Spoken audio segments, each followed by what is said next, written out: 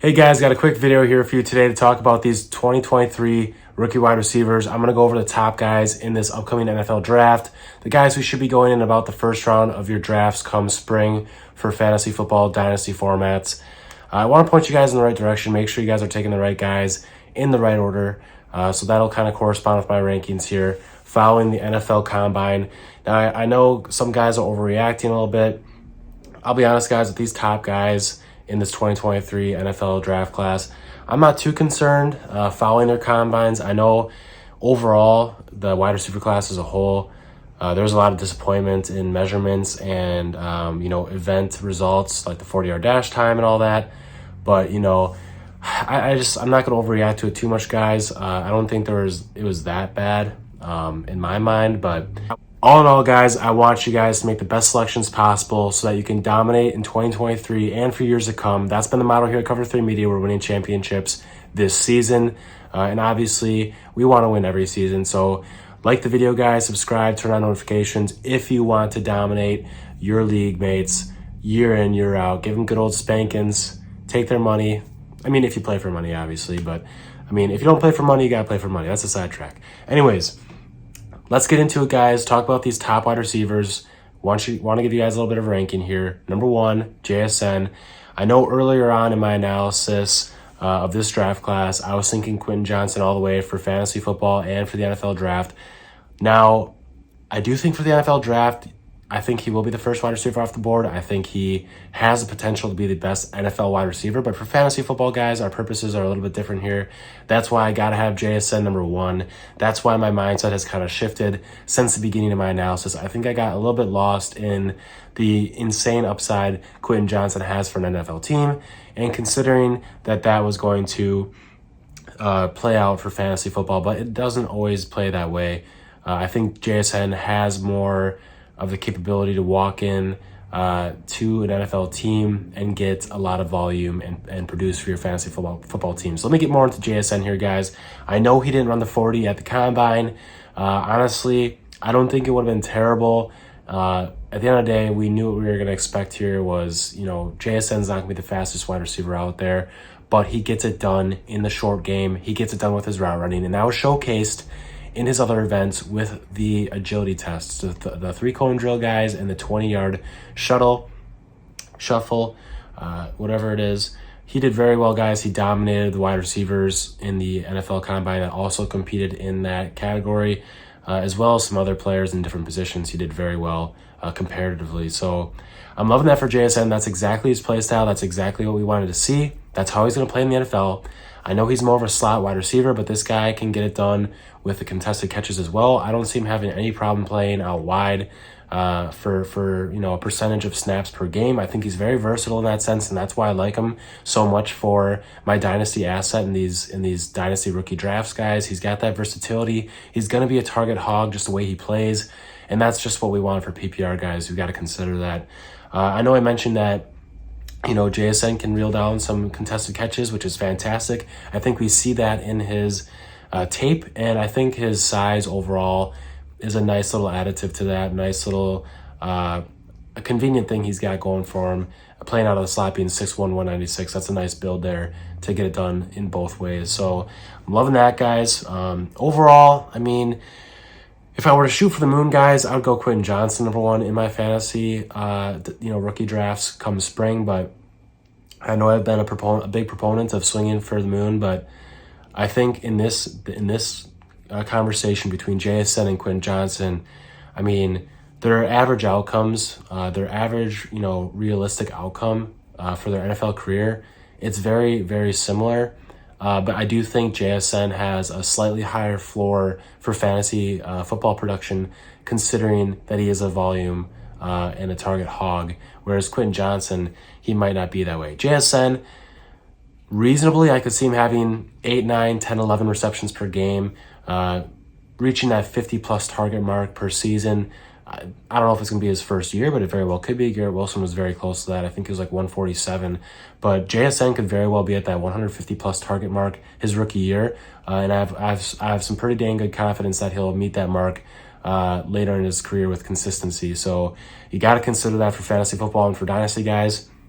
I think Quentin Johnson might not reach that mark of target share and overall volume. I think that's his biggest issue for me. I think he's a fantastic receiver with fantastic talent, but guys, for Dynasty, for PPR especially, in those formats, Quentin Johnson could be a big play guy. He could be a game breaker, but guys, if he's only getting 5 to 7 targets per game, it's not looking good for overall production in fantasy. And I'll get into that in a little bit here. I just wanted to finish up on JSN, finish strong.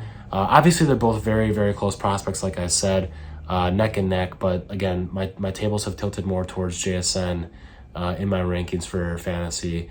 I will have to say, guys, CJ Stroud, his quarterback from college, made an all Ohio State team, historical team. He picked CJ Stroud over Garrett Wilson, over Chris Olave. He even picked him over Marvin Harrison, who is, the reputation for him is extremely high for next year's draft. So the fact that he picked JSN, maybe he did it as a little bit of a publicity thing, trying to help out a fellow teammate for the NFL draft.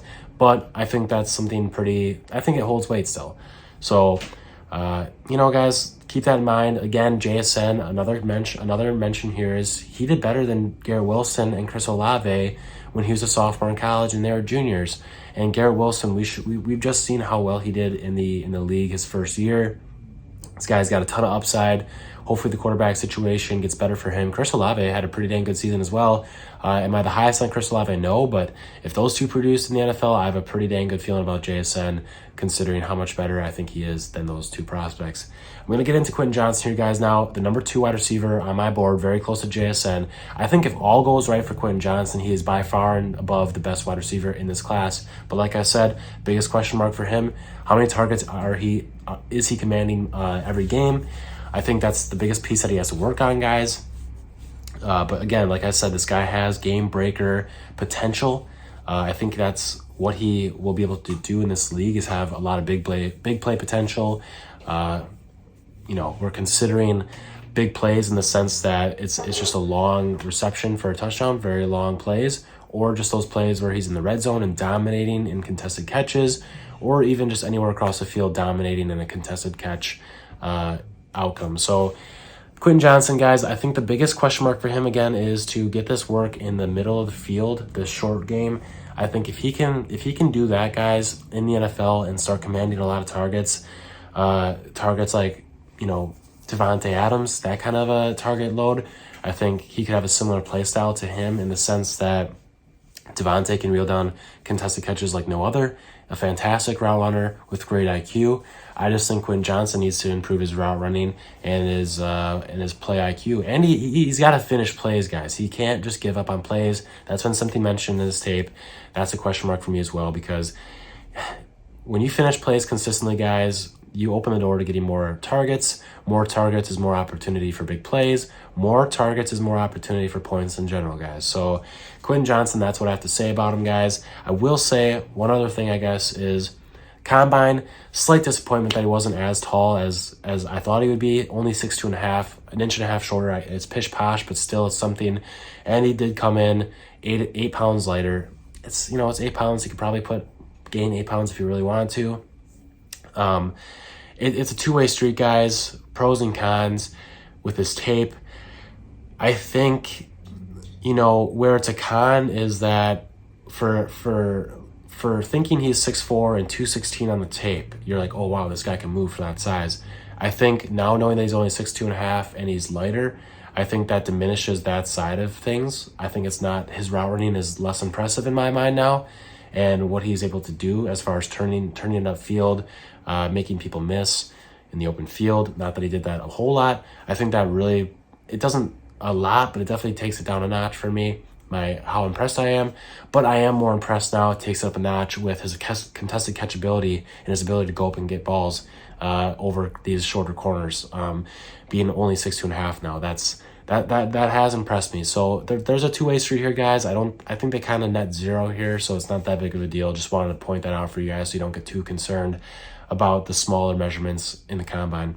Next guy I'm going to talk about, guys, I didn't put him in the thumbnail just because I want I wanted you guys to watch this video with all seriousness, and I want to be serious with you. Josh Downs, he's got to be my number 3 wide receiver off the board, guys. I know after the combine, a lot of people have been severely, reducing his value because of his height in the combine and his weight, only being 5'9", 170-ish pounds. That is not what we like to see from Josh Downs. We were really hoping for 5'10" or 5'11", but man, 5'9", it's really starting to get down there in size. But I will say, guys, this guy plays much bigger on his tape. Compare him to a lot of the other guys in this class who are about the same size as him. I'd say probably the guy who's probably ranked the highest in this class with a similar size is Jordan Addison, a guy I have Josh Downs above. Watch his tape compared to Jordan Addison's tape. I just think Josh Downs is way more physical when the ball's in the air. I think he has a much better capability of going up and grabbing the ball and making contested catches. I think he just makes good plays on the ball that Jordan Addison I didn't really see as much of. I think Josh Downs is a very explosive route runner, guys. You can see that he makes very hard cuts. He gets separation. I don't know. I don't really see where people are coming with, Josh Downs can't get as much separation as Jordan Addison. I think Jordan Addison has a lot of plays that are just broken or just a matter of good play calling or poor defense that he gets so wide open. I'm just not as impressed in his tape as other people are. And that's another thing I got to mention here, guys, and something you guys got to take into consideration. A lot of people out there, a lot of fantasy producers say, hey, watching the highlights is one thing, but really breaking down the tape, that's another thing. That's something we really need to do. Now, obviously, I think it's useful to do that and really be kind of nitpicky to differentiate players.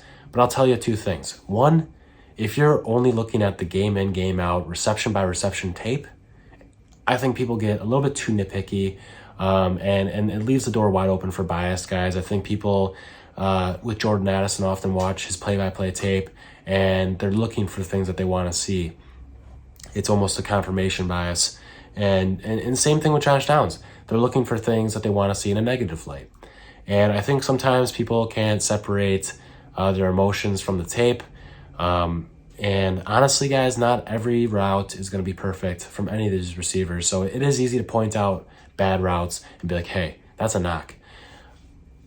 I'm just going to say this, guys.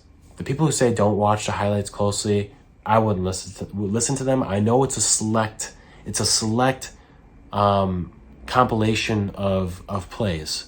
But I'm telling you this, if someone cannot put a highlight reel together in college and have you absolutely, jaw-dropping on this highlight reel, guys, they're not going to do it in the NFL. They're not going to make plays in the NFL. It's simple. If you do not have insane jaw-dropping highlights in college, it's not going to happen in the NFL. So if someone doesn't have that kind of a highlight reel in college, don't even look much further at their individual tape, guys, because it's just most likely it's not going to happen.